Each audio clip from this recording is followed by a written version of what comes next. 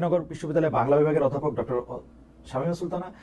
শামীমা সুলতানা সেই অধ্যাপক যিনি 5 আগস্টের আগেই শুধু অত্যাচার করার জন্য, খুন করার জন্য, বাচ্চাদের মেরে ফেলার প্রতিবাদে শেখ হাসিনার ছবি নামিয়েছিলেন বিভাগীয় প্রধানের ঘর থেকে। আমরা শামীমা আপা আপনাকেও আপনার সময়ের জন্য শুভেচ্ছা, স্বাগত জানাই, ধন্যবাদ জানাই আমাদের অনুষ্ঠানে যুক্ত হওয়ার জন্য। আপনাকেও ধন্যবাদ, সেই সঙ্গে আমার সহ আলোচক এবং দর্শকদেরকে অনেক ধন্যবাদ। সাকিব ভাই, আপনার কাছে একটু প্রথমে আসি। 5 আগস্টের কথা যখন ভাবতেছিলাম যে এটা আমাদের সবার জন্য একটা মোটামুটি সেন্টিমেন্টাল জার্নি। আপনার মনে থাকবে যে 5 আগস্টে যখন এই ঘটনাটা ঘটে, আমি তখন জার্মানির বনে সকাল হতে হতেই আমরা জানি যে আর মানে যে কোনো সময় অনেকটা সময় ধরেই পার হচ্ছিল না। তারপর যখন পার হলো, আমি ছুটিতে ছিলাম, আমার সহকর্মীরা আমাকে সেই ছুটি কাটিয়ে ফিরে আসতে বাধ্য করলেন। অনেকের সাথে আমি তখন কথা বলেছিলাম, মানে I was not prepare to talk, because আমার আসলে ওই দিন সামনেই আসার কথা না। কারণ যাই হোক, আমি ওই দিন আপনার সাথেও কথা বলেছিলাম। আপনি আপনার অনেক ব্যস্ততার মধ্যে থাকবে, আপনার নিশ্চয়ই মনে পড়বে, অনেক ব্যস্ততার মধ্যে আপনি তাৎক্ষণিকভাবে আপনি কি আশা করছিলেন, কি পেতে যাচ্ছেন, কি পেতে হবে, আপনি সবার মতো আনন্দে ভেসে গেছেন। মানে আমার সবার মতো না, মানে আমি আমার মতো যদি বলি, আমার মতো আনন্দে ভেসে গেছেন। আপনার অবস্থা এরকম ছিল, আপনি অনেক যেটাকে বলে হচ্ছে আপনি অনেক কশাস ছিলেন আপনার মন্তব্য করার সময়, কিন্তু আপনার স্বপ্নটা আপনার ছিল। আমি যদি 1 বছর পরে এই কথাগুলি যখন বলি, তখন এখনো আমার সেই দিনের কথা মনে পড়ে। একটা আমার মনে হতে থাকে যে মানে কি একটা অসম্ভব আনন্দের মধ্যে দিয়ে এই সময়টা আমাদের ছিল। আপনার কাছে যদি এই 1 বছরের জার্নিটা একটু শুনি, একই বা 1 বছর আপনার চাওয়া পাওয়াটা কথা শুনি একটু সংক্ষেপে, সারসংক্ষেপ আকারে, তারপর আমরা একই বিষয় একটু শামীম আপার কাছেও একটু শুনতে চাইবো। ধন্যবাদ খালেদ মহিউদ্দিন, এবং আমি আমার সহ আলোচক সহ যারা দেখছেন সবাইকে সালাম এবং শুভেচ্ছা জানাই। আসসালামু আলাইকুম। যে জিনিসটা আসলে 5ই আগস্ট কাজ করেছে, সেটা তো ওই আনন্দ তো নিশ্চয়ই ছিল। মানে আনন্দের প্রকাশটা আমরা ঘটিয়েছি নানাভাবে। অনেক ক্ষেত্রে একটু কিছুটা বাখারাও হওয়ার মতো অবস্থা হয়েছিল যে আসলে এই ঘটনাটা ঘটেছে এবং শেখ হাসিনা পালিয়ে গিয়েছে। তো সেই জায়গাটা একটা তখন অনেকটা বলা যেতে পারে যে ভাষায় প্রকাশ করা কঠিন হচ্ছিল। কিন্তু একই সাথে আবার একটা উদ্বেগও ছিল যে এই যে পরিস্থিতিটা তৈরি হয়েছে, এখান থেকে আমরা একটা কিভাবে আমরা এটাকে একটা সুষ্ঠু, শান্তিপূর্ণ এবং গণতান্ত্রিক উত্তরণের দিকে ধীরে ধীরে নিতে পারবো। কারণ যেভাবে একটা সরকারের পতন হয়েছে, কিন্তু সরকারের পতনের সাথে সাথে ধরেন পুলিশ পুরো পুলিশ বাহিনীটা ভেঙে পড়েছে, তাদের পুলিশ সদস্যরা সবাই পালিয়ে গেছে। আমরা দেখছি যে ব্যাংকের গভর্নর থেকে শুরু করে মসজিদের ইমাম থেকে শুরু করে আপনার মানে হ্যান কোনো প্রতিষ্ঠান নাই, যে নানা দিক থেকে তারা পালিয়ে যাচ্ছেন, অথবা ফলে সবগুলো প্রতিষ্ঠান একটা ভেঙে পড়ার মতো উপক্রম হয়েছিল। এইরকম একটা অবস্থায় মানুষ নেমে এসছেন। সুযোগ সন্ধানীরা নানাভাবে এই অবস্থার সুযোগ নিতে পারে, আইন শৃঙ্খলা পরিস্থিতি তো বলে জিনিসটা তখন একটা বেশ উদ্বেগের জায়গা, মানুষের নিরাপত্তার জায়গাটা সব মিলিয়ে আমরা ওই উদ্বেগের মধ্যেও ছিলাম। যে কারণে আমি আপনার সাথে যোগাযোগ করেছিলাম যে আমরা কথা বলা দরকার, এবং যতগুলো মাধ্যমে কথা বলা যায় মানুষকে, যে আমরা এই অভ্যুত্থান করেছি, আমরা শেখ হাসিনাকে ক্ষমতা ছাড়তে বাধ্য করেছি, একই সাথে এখন আমাদের দেশটাকে আমাদের গড়ে তুলতে হবে, এবং সেই ক্ষেত্রে শুরু থেকেই যাতে আমরা ইতিবাচক ভাবে সব দৃষ্টান্ত স্থাপন করতে পারি, আমাদের অভ্যুত্থানের অর্জন, তার মর্যাদাকে রক্ষা করতে পারি, জনগণের এই আত্মত্যাগকে আমরা, তার যে মহিমা সেটাকে আমরা রক্ষা করতে পারি। যাই হোক, একটা অন্তর্বর্তী সরকার গঠিত হয়েছে। আমি একটু আগেও কথা বলছিলাম যে প্রক্রিয়ায় গঠিত হলে আরো অনেকগুলো প্রসঙ্গ প্রথমেই পলিটিক্যাল ডিরেকশন হিসেবে ঠিকঠাক করা যেত, সেই জায়গাতে আমরা যেতে পারিনি। সবাই মিলে এক্সস্টিভলি আলোচনা করে এই জায়গায় যাওয়া, রাজনৈতিক ডিরেকশন কি হবে সে বিষয়ে ন্যূনতম ঐকমত্যে পৌঁছানো, সেই কাজগুলো করা যায়নি। এমনকি সরকার গঠিত হওয়ার পরেও তারা যেভাবে এই পলিটিক্যাল কোর্সটা ঠিক করবেন, রাজনৈতিক মানে আমাদের গতিটা, মুখটা কি হবে, সেই জায়গাটা নিয়ে বিস্তারিত আলাপ আলোচনা হয়নি। এমনকি আমরা যে দাবি করেছিলাম জাতীয় রাজনৈতিক কাউন্সিল গঠন করেন সরকার এবং পলিটিক্যাল পার্টিগুলির প্রতিনিধিদের নিয়ে, সেটাও হয়নি। যার ফলে অনেক জায়গায় তো মানে আমাদের আকাঙ্ক্ষার সাথে বাস্তবের ফারাক আছে। তবে আমরা এইরকম বলবো না যে একতরফা আমাদের মানে সরকার পুরোটাই ব্যর্থ। সরকারের অনেকগুলো জায়গায় অর্জনও আছে, আবার ব্যর্থতার অনেক দিক আছে। প্রথম দিক থেকে আমাদের একটা জায়গা ছিল যে এই সরকার আমাদের প্রতিদ্বন্দ্বী না, ফলে এই সরকারকে আমরা সমর্থন দিয়েছি।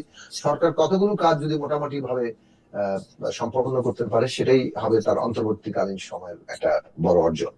তার মধ্যে এইটার জায়গা যে কোনো একটা অভ্যুত্থান কিংবা একটা বিপ্লবী রূপান্তর একটা নতুন ব্যবস্থার জন্ম সাকিব দেয়। ভাই, সাকিব ভাই, এবং সে আমরা একটু হ্যাঁ, বিস্তারিত আলোচনায় আসবো আপনার সঙ্গে। আমি শুধু আপনার কাছে এই বিষয়টা একটু জানতে চাই, মানে দর্শকরাও জানেন, মানে যেহেতু আমি সাকিব ভাই আমরা অনেক দিন ধরে পরস্পরকে চিনি সেই ছাত্র জীবন থেকে, যে ছাত্র রাজনীতিতে সাকিব ভাইয়ের অংশগ্রহণের পাশাপাশি আমাদেরও কিছু অংশগ্রহণ ছিল, আমাদের মতো করে রাজনীতিতে অংশগ্রহণ করার।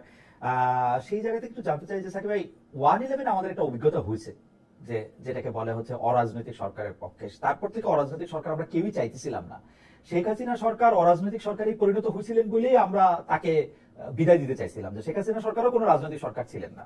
কিন্তু এই যে অরাজনৈতিক সরকার, মানে আসলে অরাজনৈতিক সরকার কথাটাও বোধহয় সংজ্ঞায়নের মধ্যে ভুল, মানে একটা ইলেকশনের সিস্টেমের মধ্যে দিয়ে না আসা সরকার, আমি যদি এরকম বলি, শেখ হাসিনা এটাতে খুবই ফিটিং করে একটা টার্মের পর থেকেই, যে একটা ইলেকশন, একটা বিনা ইলেকশনে ক্ষমতায় বসে থাকা সরকার।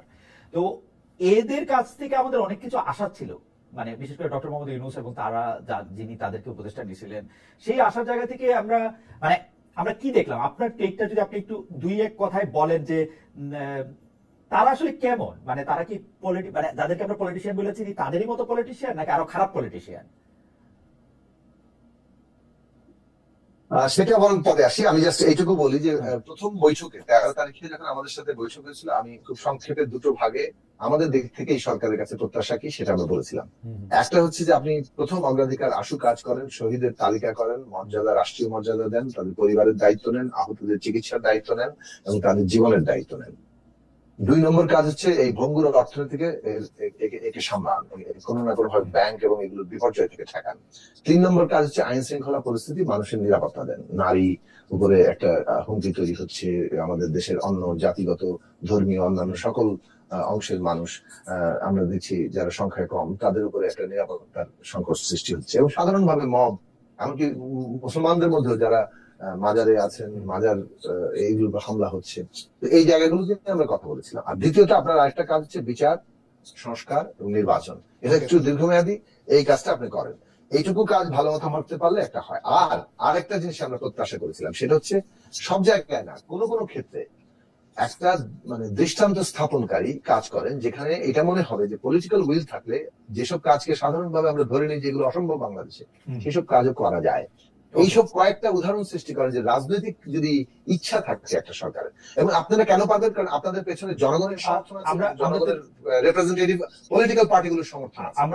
তাদের সমর্থন নিয়ে যদি এই কাজটা করেন, তাহলে বাংলাদেশের সামনে একটা নতুন ডিরেকশন স্থাপিত হয়। এটা ছিল আমাদের 13ই আগস্ট আমাদের বক্তব্য, এবং সেই বক্তব্যের পরিপ্রেক্ষিতে আমি এখন পর্যন্ত আমরা আমাদের দলের পক্ষ থেকে অর্জন এবং ব্যর্থতার জায়গাগুলো হিসেবে নিকেশ করি।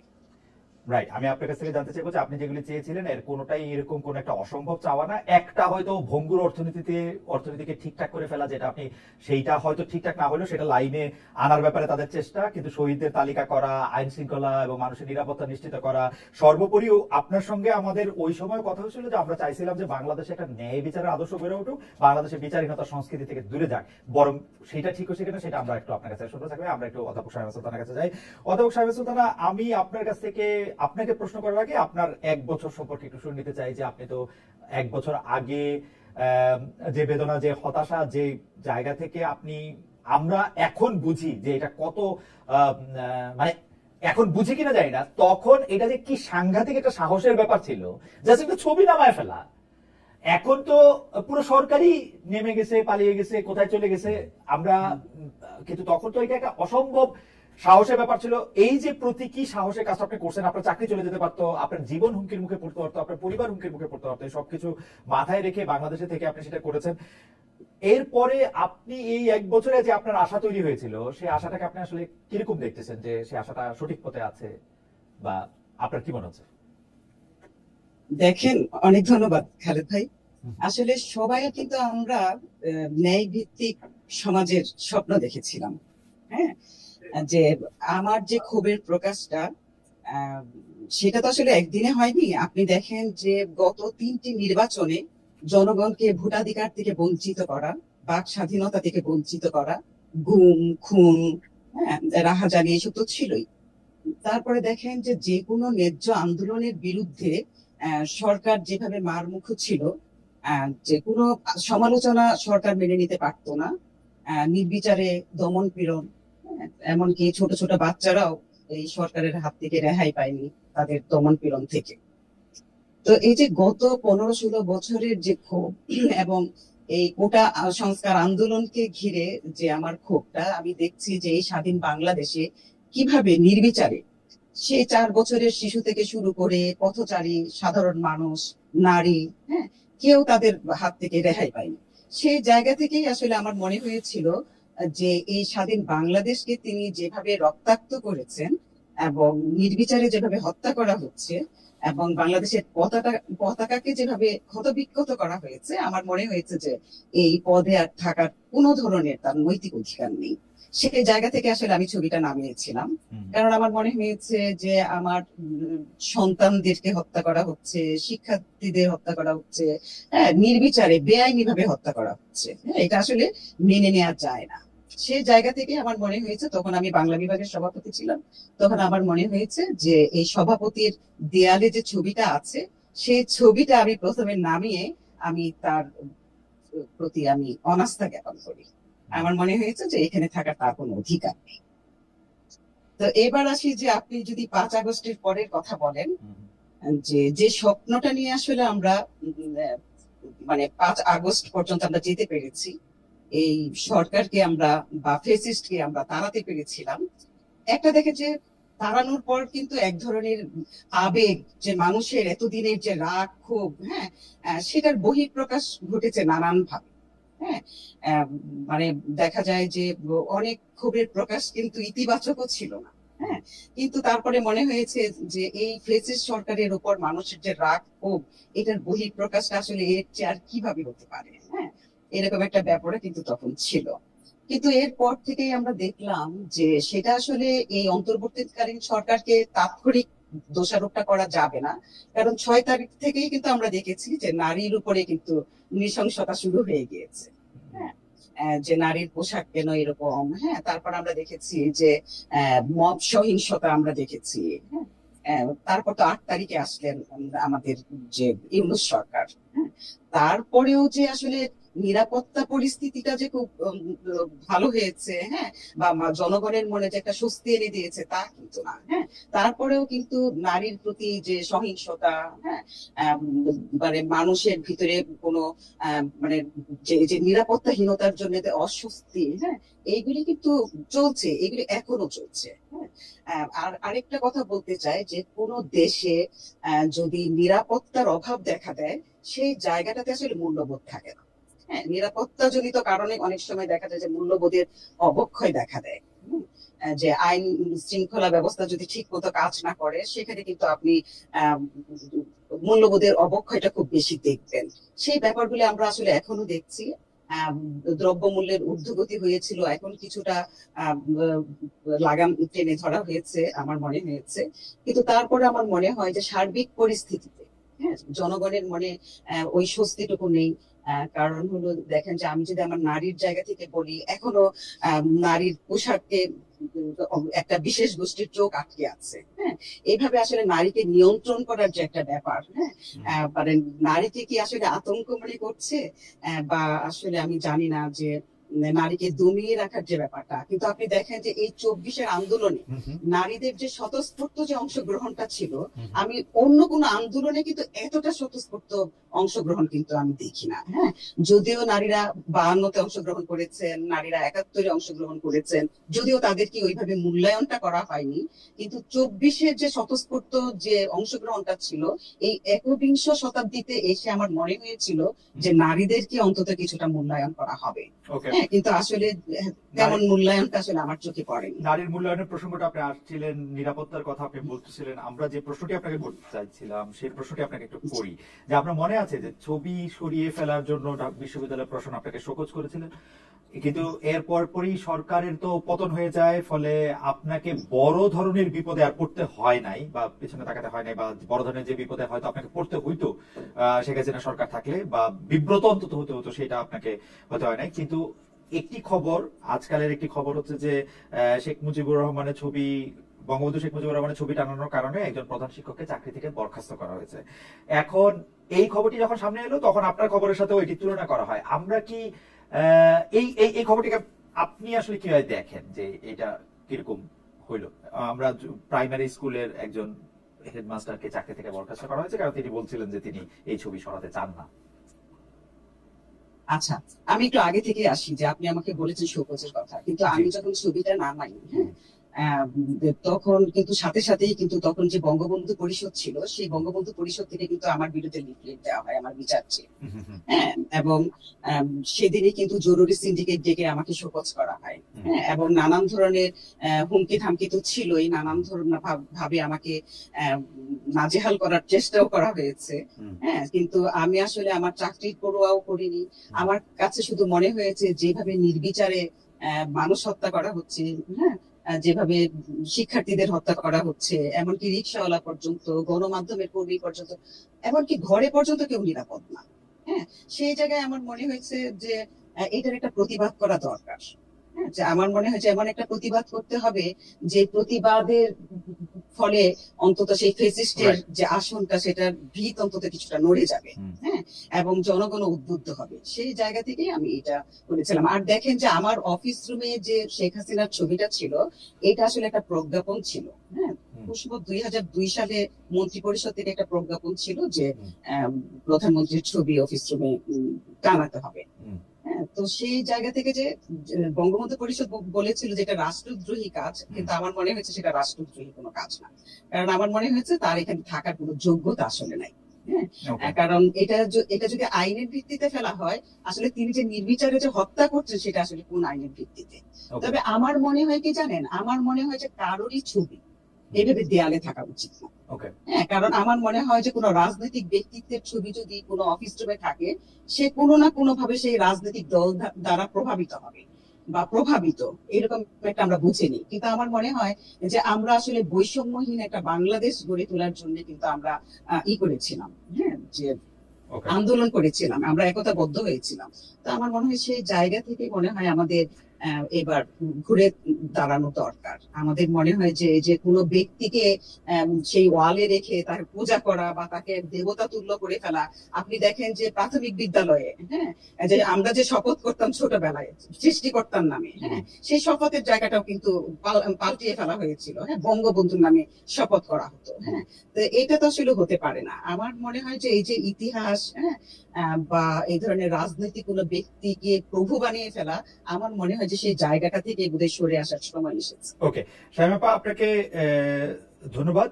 শুধু আপনি যখন নারী স্বাধীনতা এবং অন্য বিষয়ে প্রশ্ন করছিলেন, আমাদের দর্শকদের মধ্যে কেউ কেউ বলছেন নারী স্বাধীনতা বলতে আপনি আসলে কি বোঝেন, নারীদের উপর আসলে কোথায় অত্যাচার হয়েছে, নারীদের এই 1 বছরে আপনি নারীদের নিরাপত্তা নিয়ে প্রশ্ন তুলেছিলেন, এটা আপনি উদাহরণ সহ আপনি ব্যাখ্যা করবেন কিনা। আমি আসছি আপনার কাছে, আমি একটু জনাব জোনায়েদ আপনার কাছে আসতে চাই। তবে জোনায়েদ সাকির কাছে আসতে যাওয়ার আগে আমরা আমাদের যে জরিপটা আমরা চালাই, সেই জরিপ নিয়ে আমি আমাদের দর্শকদের মতো অনেক অভিযোগ আগেও দেখেছি, আজকেও দেখছিলাম যে এই জরিপটা নিয়ে তারা একটা অভিযোগ চালাচ্ছেন, অভিযোগ করছেন এরকম যে এই জরিপটিতে তারা মানে যে না ভোট দিলে সেটি হ্যাঁ হয়ে যাচ্ছে, বা হ্যাঁ ভোট দিলে সেটি না হয়ে যাচ্ছে, অর্থাৎ এটি পাল্টানো হচ্ছে কিনা, এটার বুটিং এ কোন রকম কোনো সমস্যা হয়েছে কিনা। আমি আমাদের টেকনিক্যাল টিমকে অনুরোধ করবো যে বিষয়টি আসলে একটু দেখার জন্য, এবং এটা যাতে এরকম কখনো বা কোনো অবস্থাতে না হয়, কারণ জরিপের ফলাফল দেখে যাদেরই জরিপ পছন্দ হয় না তারা একটা ট্যাগ দিতে চেষ্টা করে যে অমুকরা বেশি আসেন, অমুক দর্শক বেশি বলেন। কিন্তু আমাদের এই জরিপটা আমরা একেবারেই আমাদের মত না, আপনারা আমাদেরকে যারা দেখেন তাদের মতের এই একটি প্রতিফলন হিসেবে দেখতে চাই। সাকিব, আমি আপনার কাছে আসছি, 2-3টি বিষয় আমাদের দর্শকরাও জানতে চেয়েছেন এই 1 বছরে। আমার যে আগে প্রশ্ন ছিল যে আইন শৃঙ্খলা পরিস্থিতি এবং নিরাপত্তার খাতিরে, ন্যায় বিচারের খাতিরে আপনি আসলে কতটুকু কি দেখেছেন, শহীদদের তালিকা করার ক্ষেত্রেও কেন এই সরকার পুরোপুরি সাফল্যের পরিচয় দিতে পারলো না, সেটা নিয়ে আপনি আগেও অনেকবার বলেছেন। আপনি যদি ন্যায় বিচারটার ক্ষেত্রে বা বিচারের ক্ষেত্রে আপনার কথাটা বলতেন। আর দর্শকরা যে বিষয়টি নিয়ে এখনই আপনার কাছ থেকে জানতে চাইছেন, সেই বিষয়টি হচ্ছে যে আজকে জুলাই ঘোষণাতে আপনি আসলে কি দেখলেন। আমরা দেখলাম জাতীয় নির্বাচনের একটা মোটামুটি তারিখ বা আয়োজনের কথা ফেব্রুয়ারি মাসে করার কথা ডক্টর মোহাম্মদ ইউনূস বলেছেন, সেটা কি দেখলেন। পাশাপাশি এনসিপির 4 নেতাদের এই জুলাই ঘোষণার দিন অনুপস্থিত থাকা কি কোনো বার্তা বহন করে কিনা, কেউ কেউ এই ব্যাপারটি জানতে চাইছেন। আপনার ইচ্ছা, আপনি কোন প্রশ্ন দর্শকের পিক করবেন বা করবেন না, কোনটা নিয়ে মন্তব্য করবেন বা করবেন না, দর্শকরা এই বিষয়গুলি জানতে চায়। আমি আশা করি আপনার মনে আছে সাকিব ভাই, আপনার কাছে শুনতে চাই একটু অনেকগুলি বিষয়। প্রথমত আমি খুব দ্রুত শেষ করি। জুলাই ঘোষণাপত্র একটা রাজনৈতিক দলিল, যেটার মধ্য দিয়ে জুলাইয়ের যে অভ্যুত্থান, তার প্রেক্ষাপট, তার কার্যকারণ, সেটাকে হাজির করা হয়েছে, এবং অভ্যুত্থানের মধ্য দিয়ে মানুষের কি কি আকাঙ্ক্ষা তৈরি হয়েছে এবং বাংলাদেশের ভবিষ্যৎ গতিমুখটা কোন দিকে হবে, অভ্যুত্থান কি নির্দেশনা দিচ্ছে, সেইটাকে লিপিবদ্ধ করার চেষ্টা করা হচ্ছে। এটা আমাদের বলতে পারেন যে এই অভ্যুত্থানেরই একটা অর্জন, যে এই ঘোষণার মধ্যে অভ্যুত্থানের আকাঙ্ক্ষাকে, অভ্যুত্থানটাকে ধরার চেষ্টা করা হয়েছে। এখন সে কারণে এটার মূল আকাঙ্ক্ষার সাথে আমরা একমত, কিংবা আমরা সেটাকে ধারণ করি। এবং এইখানে মূল বিষয়টা হচ্ছে যে এটা যদি বাস্তবায়নের জায়গাটা প্রধান, এবং সেটা আমরা যদি ঠিক মতো করতে না পারি, তাহলে হয়তো আবার পুরনো বন্দোবস্ত জায়গা করে নিবে, কিংবা মানুষের অধিকার আবার হরণ হবে। সে কারণে আমাদের দিক থেকে আমরা জনগণকে আজকে আহ্বান জানিয়েছি, যে দু একটি কমেন্ট কিংবা আমার পক্ষ থেকে আমাদের প্রতিক্রিয়া জানিয়েছি। সেটা হচ্ছে এই যে আমরা যদি সত্যি সত্যি এই হত্যাযজ্ঞের বিচার চাই, আমরা যদি শহীদের মর্যাদা চাই, এবং বৈষম্যহীন একটা অন্তর্ভুক্তিমূলক বাংলাদেশ আমরা চাই, তাহলে জনগণকে কিন্তু যেমন জাগ্রত থাকতে হবে, যেমন আমরা 24শে জুলাই এসে জনগণের জাগ্রত হয়েছি, এবং জনগণের একটা নিজস্ব রাজনৈতিক শক্তিও গড়ে উঠতে হবে। জনগণের নিজস্ব গণতান্ত্রিক শক্তি যদি না গড়ে ওঠে, যদি এমন শক্তি থাকে যা ক্ষমতারই মানে আশপাশে থাকে, ক্ষমতা ব্যবহার করে যেভাবে আমাদের পুরনো বন্দোবস্ত চলেছে, সেই নানান রন্ধ্রেই আমাদের বসবাস মানে সংযুক্তিটা থাকে, তাহলে আবার আমরা এই যে আমরা অনেকগুলো পরিবর্তন আনতে চাইছি, সেই পরিবর্তনটা কার্যকর হবে না। ফলে জনগণের এই পাহারাদারি, জনগণের নিজস্ব শক্তি করে ওঠা একটা গণতান্ত্রিক ব্যবস্থার জন্য খুব দরকারি। এখন এই ঘোষণাপত্র বাস্তবায়নের ব্যাপারটা তো আমাদের বর্তমান সরকার এবং ভবিষ্যৎ সরকারের কাজের মধ্যে দিয়ে আমরা দেখবো। যেটা এখন মাননীয় প্রধান উপদেষ্টা কিছুক্ষণ আগে তিনি ভাষণ দিচ্ছিলেন, সেই ভাষণে তিনি নির্বাচনের তারিখের কথা বলেছেন, এবং এটা তো আসলে আগেই বলা হয়ে গেছিল। আজকে আনুষ্ঠানিকভাবে তিনি বললেন যে মধ্য ফেব্রুয়ারির মধ্যে কিংবা রোজার আগেই নির্বাচনের ইয়েটা হবে, নির্বাচন কমিশন হয়তো সুনির্দিষ্ট তারিখ দিবে।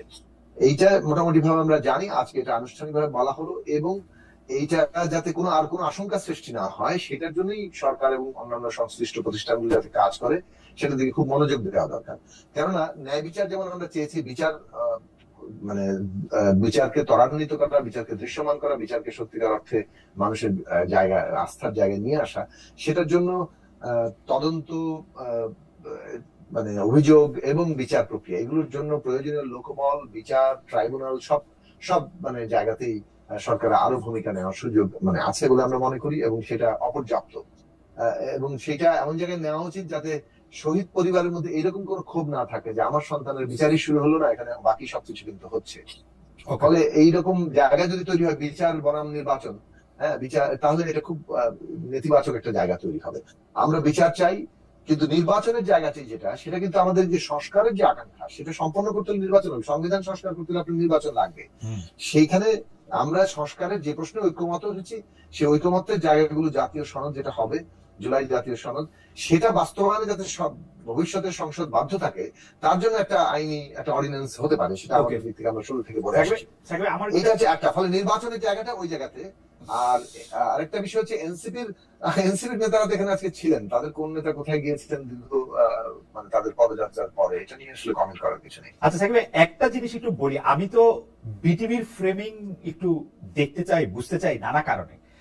তো বিটিভির আজকে যে ফ্রেমিং, সে ফ্রেমিং এ জুলাই ঘোষণা দেওয়ার সময় যেসব রাজনৈতিক নেতৃবৃন্দ ছিলেন সেখানে, আপনিও সেখানে ছিলেন, তো যেসব রাজনৈতিক নেতৃবৃন্দ ছিলেন, আমি একটু দূরত্ব দিয়ে বিবেচনা করতেছিলাম, একটু জ্যামিতিক দূরত্ব দিয়ে, যে আজকে মনে হচ্ছিল ডক্টর ইউনূসের সবচেয়ে ক্লোজ হচ্ছে মির্জা ফখরুল ইসলাম আলমগীর, এবং আজকে মনে হচ্ছিল যে ডক্টর মোহাম্মদ ইউনূস থেকে একটু দূরে সরে গেছেন হচ্ছেন নাহিদ ইসলাম।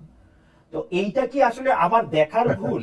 এইটা কি ফ্রেমিং নাকি ঘটনা আসলে তাই? আমি ফ্রেমিং দেখে আমার কাছে মনে হচ্ছে যে এই ব্যাপারটা কি এরকম আসলে না। আপনি বলেন তো একটু শুনি। বিএনপি মহাসচিব যেমন মির্জা ফখরুল ইসলাম আলমগীর তো ওনার পাশে দাঁড়িয়েছেন, আর ওনার মাননীয় প্রধান উপদেষ্টার ওই পাশে দাঁড়িয়েছেন আমাদের জুলাই শহীদ সৈকতের বোন। তো তারপরে দাঁড়িয়েছিলেন নাহিদ, ফলে তারপরে দাঁড়িয়েছেন হেফাজত ইসলামের সেক্রেটারি, তারপরে মান্না ভাই, তারপরে আমি। তো এটা তো আসলে ওনারা আগেই ঠিক করেছেন। সংস্কৃতি মন্ত্রণালয় এটা সম্ভবত আয়োজনের দায়িত্বে, ফলে তারা বোধহয় এখানে ঠিক করেছে। চেয়ারের পেছনে লেখা ছিল প্রত্যেকের নাম, যার ফলে ওইখানে গিয়ে হয়েছে। তার মানে আমি যেটা বুঝতে পারতেছি যে বিএনপি সবচেয়ে বড় দল এইটা ঠিক করে, তাই তো? সেইটা তো ধরেন সাধারণভাবে একটা, যেহেতু আপনি যদি বিগত দিনের জায়গা ধরেন, সেটা তো একটা অনুমান সকলের মধ্যেই তো আছেই। না, কিন্তু ৫ আগস্ট নিয়ে অনুষ্ঠান, সেটাতে ৫ আগস্টের মধ্যে সবচেয়ে অ্যাক্টিভ কারা ছিলেন তাদের পাশে থাকা দরকার ছিল না? মানে আপনার কাছে কি মনে হয়েছে আয়োজনটা দেখে? আমি মানে আপনি যতটুকু বলতে পারেন ওটুকু আপনি বলেন। মানে আমার কাছে আমার রিডিংটা হচ্ছে যে আমি ফ্রেমিংটা দেখে আমার কাছে মনে হচ্ছিল যে ডক্টর মোহাম্মদ ইউনূস এখন কোনো মতে, মানে এমনিতেই তো তিনি একটু ভীতু লোক, কোনো মতে এখন বিএনপি কে ক্ষমতাটা হস্তান্তর করে দৌড়ে যেতে পারলে বাঁচে, এরকম একটা মনে হয়েছে আমার। না, সেটা আমি একটু ভিন্নভাবে দেখি। আমাকে যখন দাওয়াত করা হয়েছে তখন আমি বলেছিলাম যে আমার কাছে মনে হয় যে রাজনৈতিক দলগুলো, বিশেষভাবে অন্তত ঐকমত্য কমিশনে যারা প্রতিনিধিত্ব করছেন তাদের সকল প্রতিনিধিদের অন্তত একদিন করে থাকা দরকার। আর আমরা যেটা দেখতে চাই, যেটা আমরা এই সরকারের প্রতি আমরা সবসময় বলেছি, যে ছাত্র আন্দোলনে কিন্তু এই যে বৈষম্য বিরোধী ছাত্র আন্দোলন হয়েছে, সেখানে যেমন ছাত্র সংগঠনগুলোর অনেক প্রতিনিধিরা ছিলেন, আবার অনেক প্রতিনিধিরা সরাসরি সমন্বয়ক হিসেবে ছিলেন না, তারা ছাত্র সংগঠন আকারে ভূমিকা রেখেছেন। কিন্তু বর্তমান সরকার কিন্তু একবারের জন্য গত 1 বছরে ছাত্র সংগঠনগুলোর সাথে বসেনি, তারা শুধুমাত্র এই বৈষম্য বিরোধী ছাত্র আন্দোলনের সাথে বসছে। এখন এইটা কিন্তু, যার ফলে অনেক সংগঠন এবার বয়কট করেছেন এটা।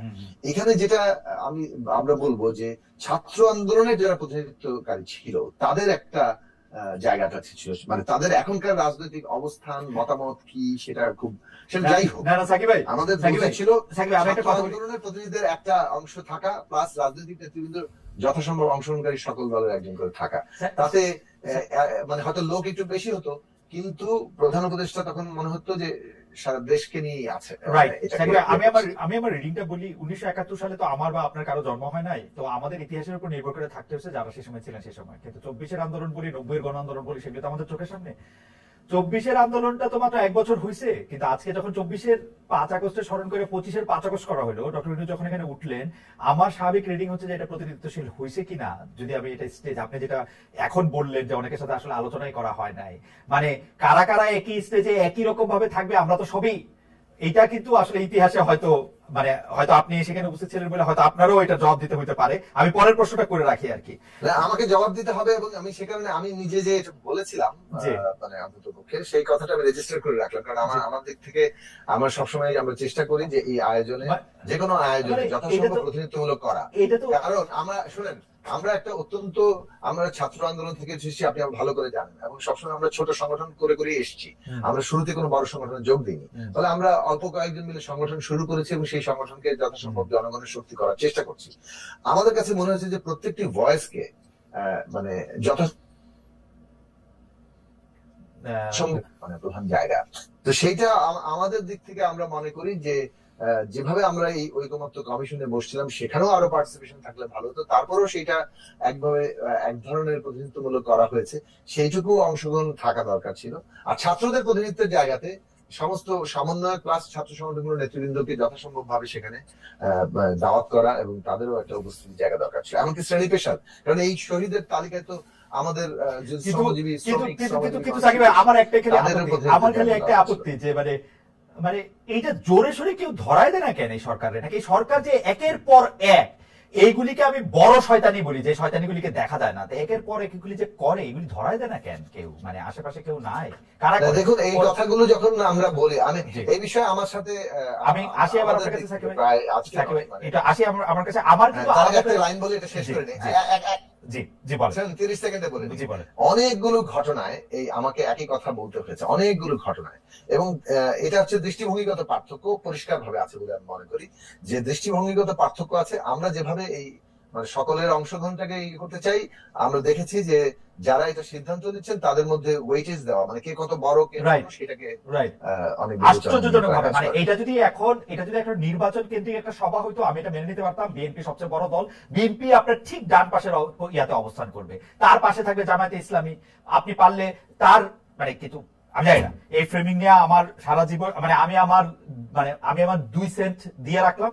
এইটা পরে আপনারা জবাব দেন সাকিব ভাই, আপনারা আরো নিশ্চয়ই বলতে পারবেন। আমি একটু শামীমা আপনার কাছে যেতে চাই। শামীমা, আপনি যখন বলতেছিলেন যে নারীদের প্রতি 6 আগস্ট থেকে আপনি লক্ষ্য করেছেন যে যেভাবে আপনি বাংলাদেশকে আশা করেছিলেন সেই বাংলাদেশটা হয় নাই, আপনি সমানাধিকার ন্যায় বিচারের পাশাপাশি আপনি নারীদের প্রতি টার্গেটেড অন্যায় অত্যাচার জুলুমের কথা বলতেছিলেন, কিন্তু আমাদের দর্শকরা আপনাকে চ্যালেঞ্জ করেছেন নারীরা কোথায় এরকম ভাবে পীড়িত হয়েছে, নারী স্বাধীনতা বলতে আপনি আসলে কি বুঝেন, আপনি আসলে নারীদেরকে কেমন দেখতে চেয়েছিলেন, ইত্যাদি ইত্যাদি।